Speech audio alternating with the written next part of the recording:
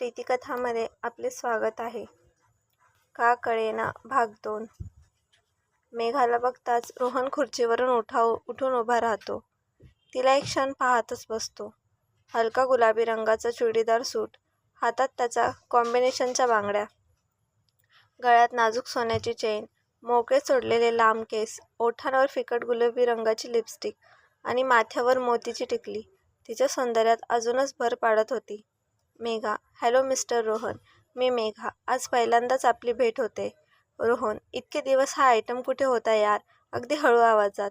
Megha, excuse me, काही म्हणालात? मेघाने त्याचं बोलणं बरोबर ऐकलं, पण इग्नोर करत ती कामाविषयी बोलू लागली.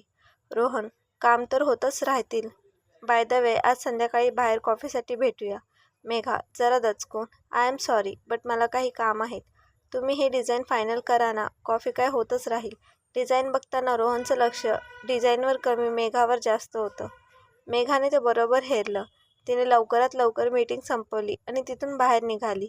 ती जरा घाईतच निघाली आणि तिचा एकाला धक्का लागून पाय घसरला, पण समोरच्या व्यक्तीने प्रसंगवदन राखून तिला पकडले. दोघांचीही नजरभेट झाली आणि ती चमकून स्वतःला सावरत मागे झाली. तो विक्रम होता. ती फक्त थँक्यू म्हणून पुढे निघून गेली आणि विक्रम रोहनच्या केबिनमध्ये जातो. रोहन, हाय. विक्रम, आज सकाळीच येणं केलंस? विक्रम, रोहन, तुझ्याशी थोडं बोलायचं होतं. रोहन, हा बोल ना. तू एवढा अपसेट का आहेस? Is everything okay? विक्रम, रेवतीशी तुझं लग्न नाही होऊ शकत. I am sorry for that. I hope you can understand. याचा आपल्या मैत्रीवर काही परिणाम नाही होणार ना? आणि तो रेवती व प्रेमाबद्दल सांगतो. रोहन, बस काय यार, इट्स ओके. ॲक्च्युली रोहनला रेवतीशी काही घेणं देणं नव्हतं. रेवतीसोबत लग्न करून त्याला विक्रमकडून आपला बिझनेस वाढवून घ्यायचा होता. पण आता रोहनला बिझनेसपेक्षा मेघामध्ये जास्त इंटरेस्ट वाटत होता, म्हणून लग्न तुटण्याचं वाईट त्याला वाटत नव्हतं.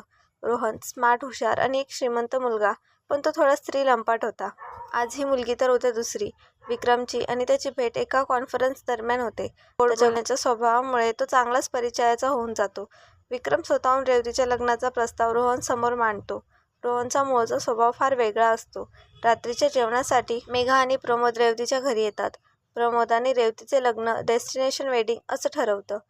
रेवतीचे बाबा लग्न गोव्याला त्यांच्या आजोळी करण्याचा प्रस्ताव मांडतात. 15 दिवसांनी साखरपुडा आणि 1 महिन्यानंतर लग्न असा मुहूर्त काढून सगळा कार्यक्रम ठरवतात. सगळे गप्पा मारत हसत खेळत जेवणाला सुरुवात करतात, पण विक्रम जेवणाला उपस्थित नसतो. मेघा त्याबद्दल बाबांना विचारते. इतक्यात विक्रम आणि रोहन येतात.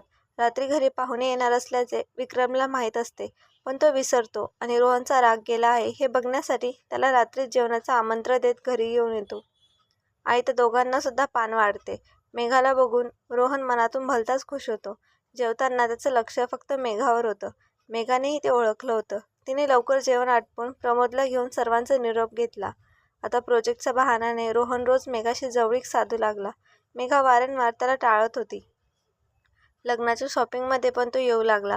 मेघाला राग तर खूप आला होता, पण तो रेवतीच्या भावाचा मित्र आहे म्हणून ती काहीच बोलत नव्हती. रेवतीचा भाऊ शॉपिंगला नसला तरी रोहन आवर्जून हजर असायचा. असंच चालू असताना साखरपुड्याचा दिवस उजाडला. साखरपुड्यासाठी एक हॉल ठरवण्यात आलं होतं. मेघा आणि प्रमोद गाडीतून खाली उतरतात. विक्रम स्वागताला उभाच असतो. त्याची नजर मेघावर पडताच तो तिच्यात हरवून जातो. जांभूळ रंगाची पैठणी अगदी चापून चोपून नेसलेली, कानात सोन्याचे झुमके, गळ्यात सोन्याचा नाजूक हार, हातात कंगन आणि पफ काढून एका बाजूला मोकळे सोडलेले केस, माथ्यावर नाजूक चंद्रकोर, लाल रंगात भिजलेले नाजूक ओठ, यात भर म्हणजे तिच्या गालावर पडणारी खळी.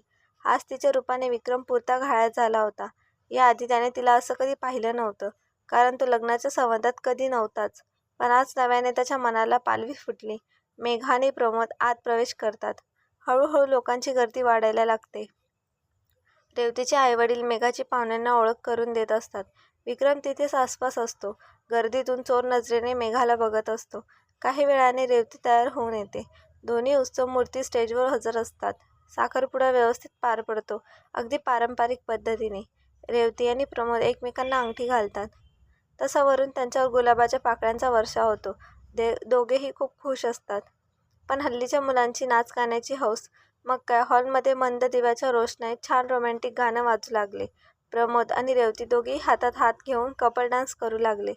जब कोई बात बिगड़ जाए या गाण्यावर. लांबूनच मेघा त्या दोघांना पाहत असते.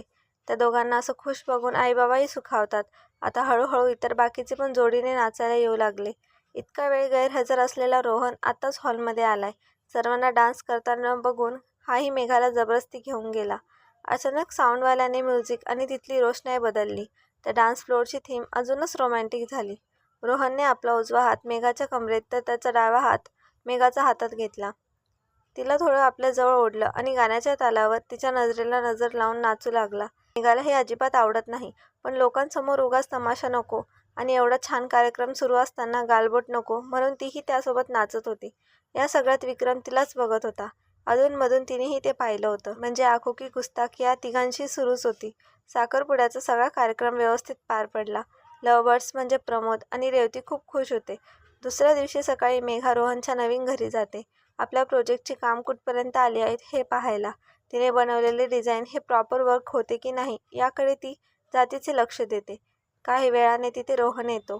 रोहन तिला मागून येऊन मिठी मारतो. मेघा तडक मागे फिरून रोहनच्या कानशिलात लगावते. रोहन स्तब्ध होऊन जातो. आसपास बघतो तर तिथे त्या दोघांशिवाय कोणी नसतं. मेघा तिथून निघून जात असते. Rohan, Megha, is anything wrong with you? माझ्यात काही कमी आहे का? आजवर खूप मुली पाहिल्या. गुड लुकिंग, श्रीमंत मुलगा म्हटलं तर लगेच भाळतात. तू पहिली आहेस जी मला इग्नोर करतेस. मेघा, रोहन, मी एक साधी सरळ मुलगी आहे. माझा जगण्याचा वे ऑफ थिंकिंग वेगळा आहे. मी तुझ्या टाईपची नाही आहे. And you are not my first choice. हृदयातून जी भावना एका जोडीदारासाठी येते ती तुझ्यासाठी नाही येत. So please stay off it.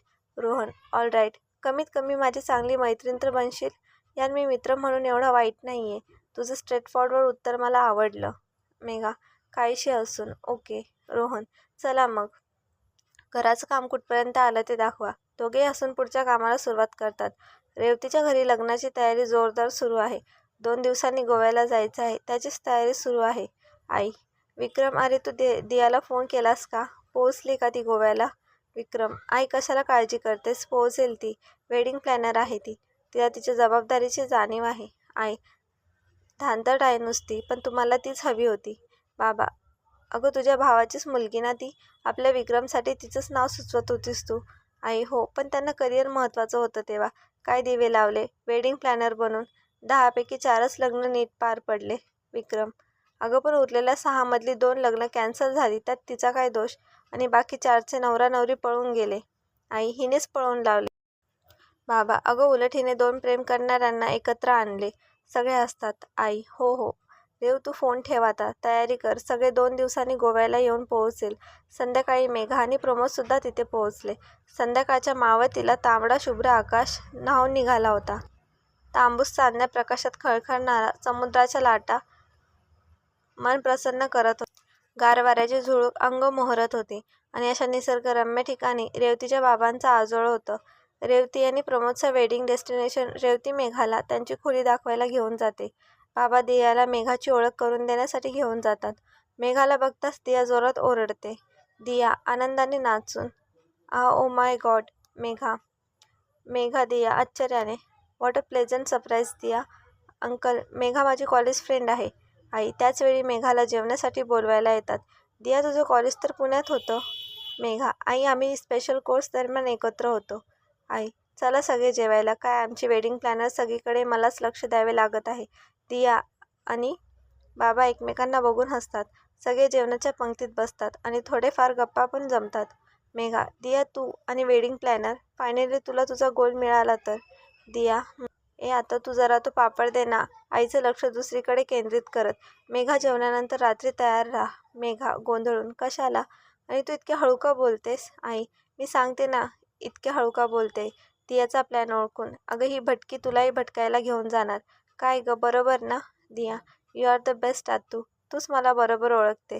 थोडीशी चिडवत आपल्या आत्याला मिठी मारते. आई, चला आता मस्का नका मारूस. लवकर जा आणि लवकर या. मेघा, एवढ्या रात्री कुठे जायचं? दिया, नाईट लाईट्स बघायला. फुल एक्सायटेड.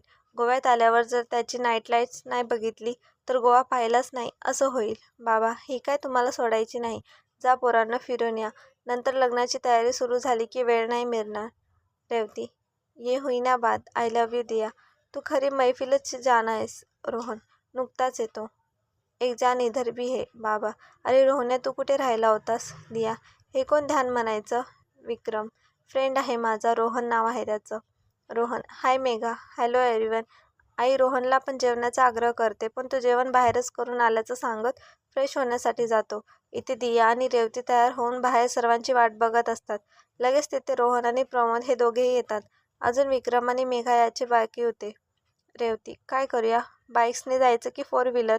प्रमोद. लेडीज फर्स्ट, तुम्ही सांगाल तसं. रोहनही हो मध्ये हो करतो. इतक्यात समोरून मेघा आणि विक्रम येतात. मेघाने छान गडद निळ्या रंगाचा वनपीस घातला होता आणि विक्रम जीन्स टी शर्ट आणि ब्राऊन लेदरचा जॅकेट. विक्रमही दिसायला एकदम हँडसम, अगदी सिनेमातल्या हिरोसारखा. आजचा भाग कसा वाटला कमेंटमध्ये नक्की सांगा. पुढील भाग लवकरच येईल. धन्यवाद.